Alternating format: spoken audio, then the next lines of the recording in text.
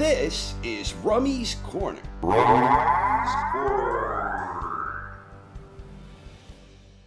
Last Thursday morning from Saitama, Japan, in a bantamweight championship unification bout that was broadcast in the US by the relatively new powerhouse streaming app service known as The Zone, WBA bantamweight champion Nonito Donaire squared off against IBF bantamweight champion Inoue Naoya. This was the final contest in the World Boxing Super Series 118-pound tournament. This ultimately wound up being a terrific contest between two highly skilled boxers who both exhibited tremendous heart and determination. It was a highly entertaining tactical chess match with frequent short explosive moments scattered throughout the entire 12 rounds of action. The main thing that made this contest so compelling was the fact that Nonito Donaire was there to fight, and he was Inoue's only opponent to date who was able to stand up to the monster's methodical power attacks, while also being able to dish out some ample firepower of his own. Donaire fought a very smart fight and used every bag of tricks at his disposal to try and make Inoue uncomfortable. And he had a lot of successful moments where he forced Inoue to fight outside his comfort zone. The one thing that most impressed me with Donaire is how he was seemingly shrugging off the brutal body assault from Inoue like no one else to date. I think this might boil down to the fact that Donaire has a damn good poker face, because the one body shot that clearly did hurt him, even with that devastating shot, Donaire tried maintaining his poker face until the pain reverberated through every fiber of his being. The knockdown aside, Donaire was absorbing punishment downstairs like nobody's business. Inoue also fought a very smart fight, and he answered a lot of questions regarding his heart, his durability, and his ability to make adjustments and improvise as the situation dictated. Whenever Donaire was causing Inoue problems, Inoue always kept his composure and remained calm under fire. Inoue was doing all of the little things he needed to do in order to offset Donaire's tactics. Inoue was adapting his range, he was mixing up the variety of his already wide assortment of punches, and he was remaining focused while staying true to his style as he fine-tuned his attacks in a way that became more defensively responsible while still effectively remaining offensively oriented. At the end of the night, it was a unanimous decision for Inoue, with Judge Luigi Boscarelli scoring it 116 to 111, Judge Robert Hoyle had it 114 to 113, and Judge Octavio Rodriguez had it 117 to 109. With the victory, Inoue Naoya had just become the new unified WBA IBF bantamweight champion of the world. I personally had it 116 to 111 for Inoue, but there were a lot of competitive rounds, so I thought the judges' tallies well reflected the fight as a whole. But what the judges' cards can never accurately reflect in this type of fight is the warrior mentality that was on full display by both Inoue and Donaire, two champions who were at very different diverging points in their respective careers. Of course, 2019 isn't over just yet.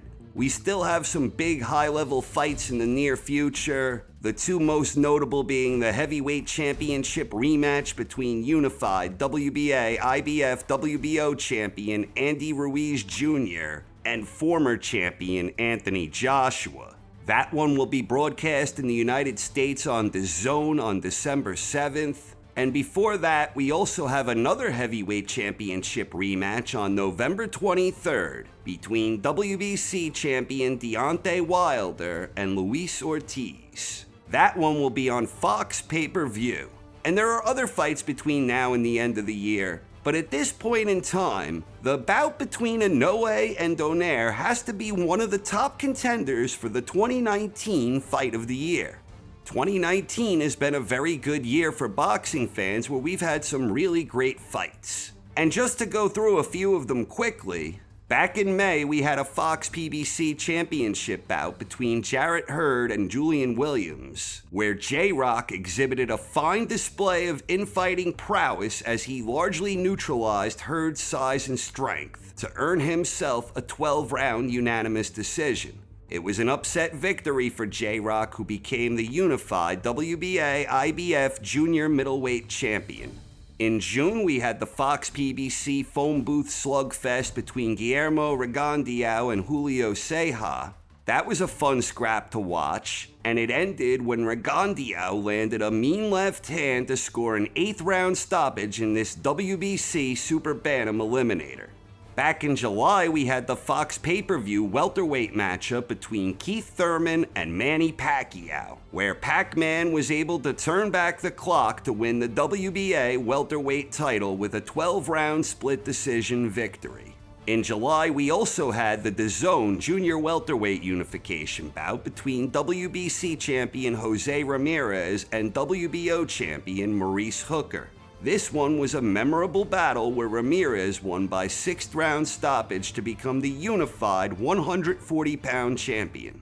In August, we had the Fox PBC heavyweight slugfest between Adam Kaunatsky and Chris Arreola. This one broke CompuBox records for the most punches thrown and landed in a heavyweight contest. Kaunatsky emerged victorious with a decisive 12-round unanimous decision in that one. In September, we had the Fox pay-per-view welterweight unification contest between IBF champion Errol Spence Jr. and WBC champion Sean Porter. This one was an intriguing competitive clash that was also thoroughly enjoyable. At the end of 12 rounds, Spence was awarded a split decision victory to become the unified welterweight champion.